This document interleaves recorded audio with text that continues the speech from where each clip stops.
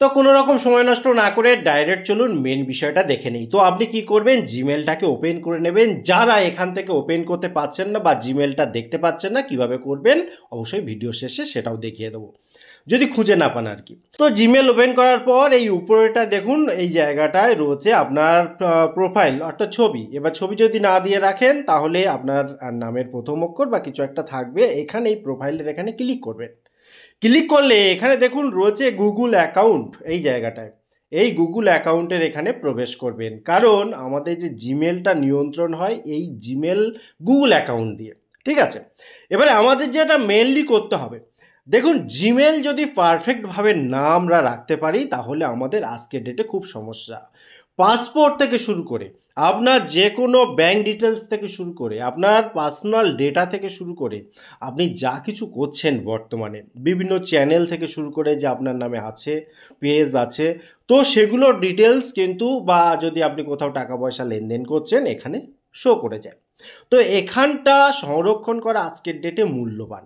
কি করতে হবে আপনাকে, আপনি এখান থেকে উপরটায় স্ক্রল করে নিয়ে গিয়ে এখানে দেখুন সিকিউরিটি বলে একটা অপশান রয়েছে, এর ভেতরে ক্লিক করে দেবেন। এখানে যখন ক্লিক করে দিলেন আপনাকে প্রথমে দেখতে হবে যে সব ঠিকঠাক আছে কিনা। তারপরে আমরা কয়েকটা সেটিং করব।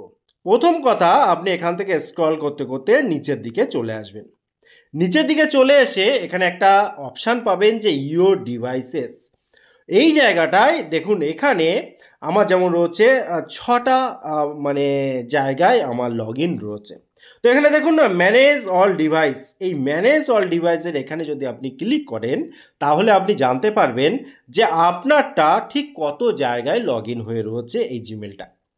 যদি আপনার মনে হয় যেটা আপনার চেনা, যে ফোন নাম্বার দেখলে তো বা মডেল নাম্বার দেখলে তো বুঝতে পারবেন যে আপনার ফোন কি না, এবারে যেটা আপনার সন্দেহ মনে হবে সেই জায়গাটা আপনি কি করবেন, জাস্ট এরকমভাবে ধরুন এই জায়গাটায় আমি ক্লিক করে দিচ্ছি। ক্লিক করলাম, ক্লিক করার পর একবার ভেরিফাই করে নেবে প্রথমবারের জন্য যে আপনার কি, অর্থাৎ এই অ্যাকাউন্টটা কি আপনারই। তো আপনি সেটা ভেরিফাইটা করে দেবেন, খুব ইজিভাবে হয়ে যায়। তো তারপরে যদি ফিঙ্গারপ্রিন্ট না হয় সেক্ষেত্রে পাসওয়ার্ড চাইতে পারে, তো সেটা দিয়ে দেবেন। দেওয়ার পর এইটাকে দেখুন এখানে সাইন আউটের একটা অপশান আছে, প্রথমেই এই জায়গাটায় দেখুন সাইন আউট, এখানে ক্লিক করবেন এবং এখান থেকে সাইন আউট হয়ে যাবেন। অর্থাৎ কেউ যদি আপনার জিমেলটা খারাপ কাজের জন্য ইউজ করবে বা করছে বা এইরকম সিচুয়েশান করে রেখেছে, সেক্ষেত্রে আপনি খুব ইজিভাবে সেখান থেকে বেরিয়ে আসতে পারলেন। দ্বিতীয় যে অপশান সেটা হচ্ছে দেখুন, আমাদের এই জিমেলটা থার্ড পার্টি কোনো অ্যাপের সাথে কানেক্টেড হয়ে আছে কিনা, এবং সেই অ্যাপটা যদি খারাপ অ্যাপ থাকে সেক্ষেত্রে তো বুঝতেই পারছেন সব ডেটা আমাদের ট্রান্সফার হয়ে যাচ্ছে, চুরি হয়ে যাচ্ছে। এই চুরি হওয়া বন্ধ করার জন্য আপনি দেখুন এখানে আমার তো নেই কিন্তু আপনার হতে পারে আছে। তো আপনি কি করবেন, এখানে দেখুন অল কানেকশানস, এই জায়গাটায় ক্লিক করলে টোটাল কত জায়গায় কানেকশানস রয়েছে সেটা এখানে দেখতে পাওয়া যাবে। আপনার যদি মনে হয় যে কোনো একটা পার্টিকুলার জায়গায় আপনি আর কানেকশান রাখতে চান না জিমেলের সাথে, তো সেক্ষেত্রে আপনি জাস্ট সেই জায়গাটায় আপনি ক্লিক করে দেবেন। আমি ফেসবুক উদাহরণ হিসেবে দিলাম, আপনার ক্ষেত্রে আলাদা কিছু হতে পারে। এবারে দেখুন এই নিচে কি লেখা আছে, delete all connections that you have with Facebook, অর্থাৎ এটা ফেসবুকের ক্ষেত্রে, এবং অন্য অন্য ক্ষেত্রে এই নামটা আসবে। আপনি একবার ক্লিক করবেন, ক্লিক করার পর দেখুন একবার কনফার্ম করলে টোটাল কানেকশানটা এখান থেকে রিমুভ হয়ে যাবে। আমি করছি না, কিন্তু আপনার যদি অন্য কোনো এমন কোনো অচেনা অ্যাপ বা আপনার প্রয়োজন নেই এরকম হয়, সেক্ষেত্রে আপনি করে দিতে পারেন। ফেসবুকের ক্ষেত্রেও করতে পারেন যদি আপনার প্রয়োজন না থাকে। এখান থেকে আপনি বেরিয়ে আসুন, বেরিয়ে এসে একটু উপরের দিকে যান।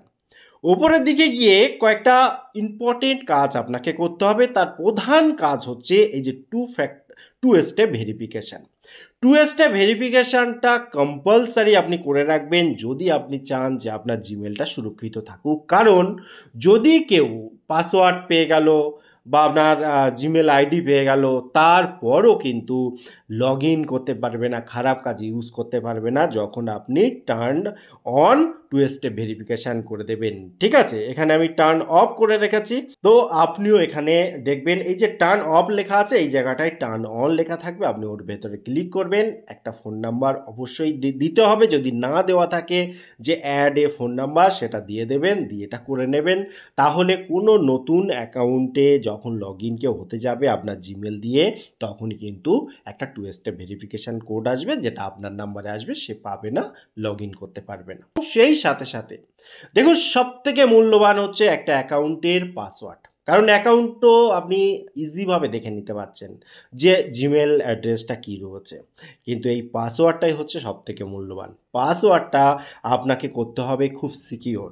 তো এখানে যখন পাসওয়ার্ড আপনি দেবেন, পাসওয়ার্ড দেওয়ার ক্ষেত্রে আপনাকে মাথায় রাখতে হবে শুধুমাত্র যে আপনার নাম আছে, তারপরে একটা আপনার ডেট অফ বার্থ বসিয়ে দিলেন, এই জাতীয় সহজ সরল পাসওয়ার্ড দিলে হ্যাকাররা কিন্তু খুব সুবিধা পেয়ে যায় আপনার অ্যাকাউন্টটাকে হ্যাক করতে। আপনি দেবেন খুব স্ট্রং পাসওয়ার্ড, পাসওয়ার্ডটা একটু লম্বা থাকবে। নর্মালি বলা হয় 6 থেকে 8 ক্যারেক্টার্সের নিচে না করতে, আমি বলি 16-18 বা তার বেশি ক্যারেক্টারের পাসওয়ার্ড করুন। এমন পাসওয়ার্ড যেটা আপনি নিজেও মনে রাখতে পারবেন না, এক জায়গায় লিখে রাখতে হবে বা সংরক্ষণ করে রাখতে হবে। এখানে দেখুন, একটা পাসওয়ার্ড যখন দেবেন তখন সিম্বল ইউজ করবেন, বড় হাতের ইউজ করবেন, ছোট হাতের এবিসিডি ইউজ করবেন, তারপরে নাম্বারগুলো ইউজ করবেন। এই জাতীয় সব মিলিয়ে মিশিয়ে একটা স্ট্রং পাসওয়ার্ড দেবেন। এ বিষয়ে আমার ভিডিও অলরেডি দেওয়া আছে, কিভাবে স্ট্রং পাসওয়ার্ড করতে হয় সেটাও আপনি দেখে নিতে পারেন। একবার নিউ পাসওয়ার্ড দেবেন, তারপরে কনফার্ম নিউ পাসওয়ার্ড, অর্থাৎ উপরে যে পাসওয়ার্ডটা দিলেন সেটাই আবার দেবেন, দিয়ে চেঞ্জ পাসওয়ার্ডে ক্লিক করলে পাসওয়ার্ড সেট হয়ে যাবে এবং এটা সুরক্ষিত থাকবে। যদি আপনি চান যে আপনার অ্যাকাউন্টটা সুরক্ষিত থাকুক, তাহলে অবশ্যই দুটো ফোন নাম্বার এক্সট্রা দিয়ে রাখবেন। অর্থাৎ একটা ফোন নাম্বারে তো আপনি জিমেল খুলেছেন, আর একটা রিকভারি হিসেবে একটা ফোন নাম্বার দেবেন। আপনার ফোন নাম্বারে যদি কোনো প্রবলেম হয়, সেটা রিকভারি ফোন নাম্বারে ওটিপিটা নেওয়ার সুবিধা হবে ভবিষ্যতে। এবং সেই সাথে সাথে একটা এক্সট্রা জিমেল, অর্থাৎ একটা তো আপনার হয়েই গেল, এবং সেই সাথে সাথে আরও একটা রিকভারি জিমেল দিয়ে দেবেন, অর্থাৎ ইমেল অ্যাড্রেস। সেখানে কিন্তু কোড আসার চান্স থাকবে, যদি কোনো কারণে আপনার যে জিমেল অ্যাকাউন্ট ক্ষতিগ্রস্ত হয়, কেউ হ্যাক করে নিচ্ছে বা কম্প্রোমাইজ হয়ে গিয়েছে, সেই সমস্ত সিচুয়েশানে আপনি কিন্তু সেটা রিকভারি করার সুযোগ পাবেন। সেই সাথে সাথে মনে রাখবেন, মাঝে মাঝে এসে এই জায়গাগুলো চেক করে নেবেন। প্রয়োজনে আপনার যে ফোন নাম্বারগুলো রয়েছে, যদি চেঞ্জ করে থাকেন ফোন নাম্বার, সেগুলো নতুনভাবে অ্যাড করে দেবেন।